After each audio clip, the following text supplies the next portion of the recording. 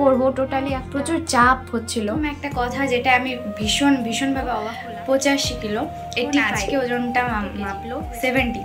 ভীষণ অবাক হয়েছিলাম যে ভর্তি করতেই হবে। তারপরে এতগুলো রিপোর্ট, একটু টেনশনে ছিলাম। আমি ভাবছিলাম কি করব না।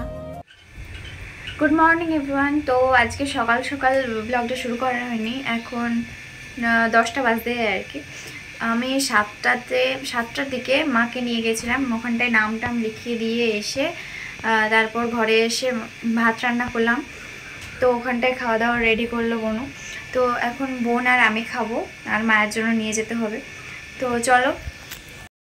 তো ওখানটায় যদি ডাক্তার বলেন যে হসপিটালে ভর্তি করতে হবে, ওখান থেকে চেক করতে, তারপরে ওই জন্যই আর কি একটু বেশি টেনশনে আছি।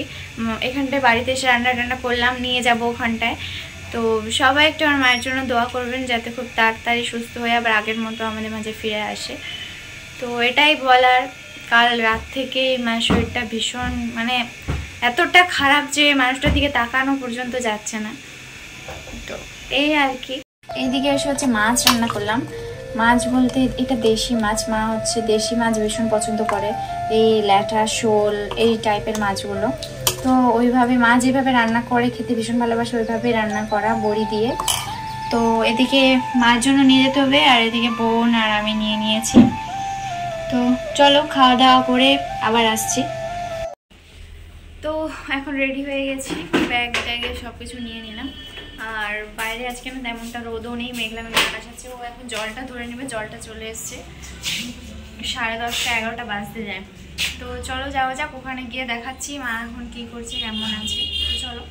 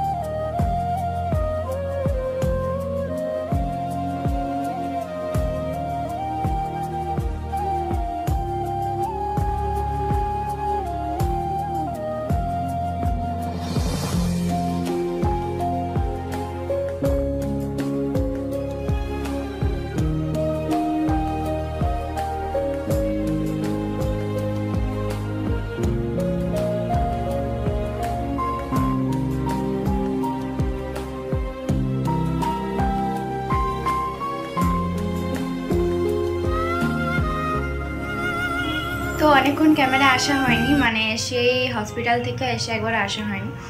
তো মাকে ডক্টর দেখে কি বললো সেগুলো কিচ্ছু বলা হয়নি তোমাদেরকে। প্রথম একটা কথা যেটা আমি ভীষণভাবে অবাক হলাম, যে মার এই কিছু মাস আগে ওজন ছিল 85 কিলো, 85, আর এখন আজকে ওজনটা মাপলো হয়েছে 70 কেজি, 70। ভীষণ অবাক হয়েছিলাম যে মানুষটা কতটা দুর্বল হয়ে গেছে, কতটা মানে বলে বোঝাতে পারবো না আর কি। আর একে তো চেহারাটার দিকে তাকানোই যায় না, এতটাই অবস্থা খারাপ। তো ওই হিসাবে ওজনটা দেখে আমি ভীষণই অবাক হলাম। যেখানে 85 ছিল সেখান থেকে 70, এতটা কম সময়ের মধ্যে। এই কিছু মাস হবে, কিছু মাস আগেই ওটা ছিল। তো যাকে ডক্টর ব্লাড টেস্ট করতে বললো, আরও অনেকগুলো টেস্ট লিখলো, থাইরয়েড টেস্ট, তারপরে এখানে তেনা অত কিছু মনে নেই। তো কালকে আবার আমাদেরকে যেতে বলেছে 10:30 কি 11টার দিকে, তো রিপোর্টগুলো আনতে। আজকে একটা রিপোর্ট দেওয়ার কথা ছিল, তো আমরা বললাম যে কালকে গিয়েই না হয় দুটো নিয়ে আসবো, একসাথে একটা একটা করে নিয়ে এসে তো কালকে আবার যেতেই হচ্ছে। তো যাই হোক, আমি এসে অনেকটা টায়ার্ড ছিলাম, সারাদিন ওখানটায় বসে থাকা, তারপরে আবার অনেকটা নিয়েছিলাম। এসে আমি শুয়ে গেছিলাম, মাও একটু শুয়ে গেছিলো। তারপরে এখন ঘুম থেকে উঠে ভাবলাম যেহেতু ভাত নেই, আমি সকাল সকাল রান্না করেছি ওই জন্য শেষ হয়ে গেছিলো, এখন ভাত চাপিয়েছি। তো আজকে সারাদিনে একবারও ক্যামেরাটা অন করিনি, ওই জন্য ভাবলাম যে না একবার এসে কথাগুলো বলে নিই, তারপরে না হয় রান্নাটা করবো। না হলে এরকম কাজের পর কাজ থাকলে না মনে থাকে না ক্যামেরাটা অন করার কথা। তো যাই হোক, এখন রান্না বান্না করি, দেখো, সাথে থাকো, পাশে থাকো।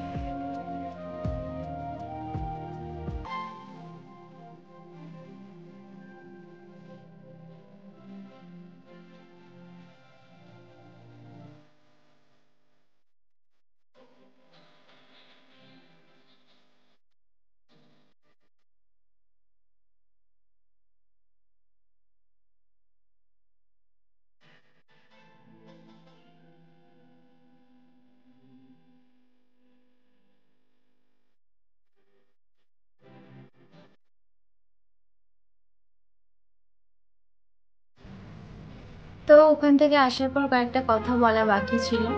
ওখানে যখন মাকে ডক্টর দেখলো, বলল যে শরীরটা প্রচণ্ড দুর্বল, জলের অভাব, তো বললো স্যালাইন দিতে, মানে স্যালাইন দিতে হবে। ওখানটায় বেশ কয়েকজনে বললো যে তোমার মাকে হসপিটালে ভর্তি করে দাও। তো এটা শুনে একটু টেনশনে ছিলাম, আমিও ভাবছিলাম কি করব না। তো ওখানটায় ডক্টর যখন বললো যে শরীরে রক্ত কম, তারপর জলের অভাব, স্যালাইন দিলে সমস্ত অভাবগুলোর পূরণ হতো, হসপিটালে ভর্তি করলে অন্তত স্যালাইনটা পেত। ওখানটায় ডক্টর দেখানোর পর আমরা চেম্বার থেকে যখন বেরোই তখন মায়ের ওজনটাও মাপলাম, ওজনটাও তো এতটা কমে গেল, মানে আমি তখন এতটা অবাক হয়ে গেছিলাম যে যেখানে 80 কি 85 কিলো ছিল সেখানটায় আজকে এসছে 70 কিলো। এই কিছুদিন আগেই ওজনটা ছিল 85 কিলো। তো এটা খুব অবাক করা একটা বিষয়। প্রথমে তো আমি মানে ভাবতেই পারছিলাম না। তারপর ওখান থেকে তারপরে ওখান থেকে বললো যে কয়েকটা রিপোর্ট করাতে হবে। একজন আমাদেরকে নিয়ে গেল কল্পতরুরই একদম ঠিক পাশে, ওখানটায় ব্লাড নিল, একটা থাইরয়েড রিপোর্ট করতে বললো, আরও বেশ মানে টোটালে 4টা রিপোর্ট। তো থাইরয়েডের রিপোর্টটা এখনও হাতে পাইনি, মানে বললো যে 2টো রিপোর্টই তারপরের দিন পাবো, কিন্তু তারপরের দিন যেহেতু আমরা গিয়েছিলাম শনিবার 1:30 2টোর দিকে, তো রবিবার সেই রিপোর্টটা আর কোথাও যাবেও না আর আমরা হাতে পাবোও না। তো একটা রিপোর্ট ছিল খাওয়ার আগে, একটা ছিল খাওয়ার পরে। তো মাকে যখন ওখানটায় রেখে আসলাম, যখন আসছিলাম তখন একটু বেশ ভয় হচ্ছিল ভেতরে যে হসপিটালে ভর্তি করলে আমরা দুজনে কিভাবে একা থাকবো, কিভাবে কি করব, টোটালি একটা মানে প্রচুর চাপ হচ্ছিল। যে ওখান থেকে যখন ডক্টর বললো যে হসপিটালে ভর্তি করতেই হবে, এটা নিয়ে একটু টেনশনে ছিলাম। তারপরে এতগুলো রিপোর্ট, একে ব্লাড নেই, তারপরে ওখানটায় ব্লাড দিয়ে টেস্ট করানো, এগুলো একটু মানে আমাদের একার পক্ষে এটা একটু অবশ্যই চাপ। তো যাই হোক, ওখান থেকে যেহেতু আমরা শনিবার 1:30টার দিকে রিপোর্টটা করেছি, ওইটা কোথাও যাবেও না আসবেও না। তারপরের দিন যেহেতু আবার রবিবার, তো ওই রিপোর্টটা আমরা 2 দিন পরে পাবো। 2 দিন পরে আবার ডক্টরকে দেখাবো, তারপরে ওষুধ দেবে, তারপরে মায়ের সুস্থ হওয়ার কোনো আমরা লক্ষণ দেখতে পাবো। এই 3টা দিন পুরোপুরি আগে যেমনভাবে ছিল ওরকমভাবেই আছে, কোনো পরিবর্তন তো কিছুই মানে আশা করাই যায় না, যেহেতু আমরা রিপোর্টগুলো হাতে পাইনি আর ডক্টরও দেখে কিছু বলতে পারবে না। তো এরকম একটা অবস্থা, তার মধ্যে আবার এক হসপিটালে ভর্তি করার একটা টেনশন, মানে এত কিছু আর কি একসাথে। তো এগুলোই এখন বলার ছিল। তো যাই হোক, এরপর এলাম এখন বাড়ির সমস্ত কাজ, তারপর রাতের খাওয়া দাওয়া। তো চলো ব্লগটা দেখতে থাকো, সাথে থাকো। আবার নেক্সট কোনো কিছু করছি, তারপরে আবার ক্যামেরাটা অন করবো, তো সাথেই থাকো।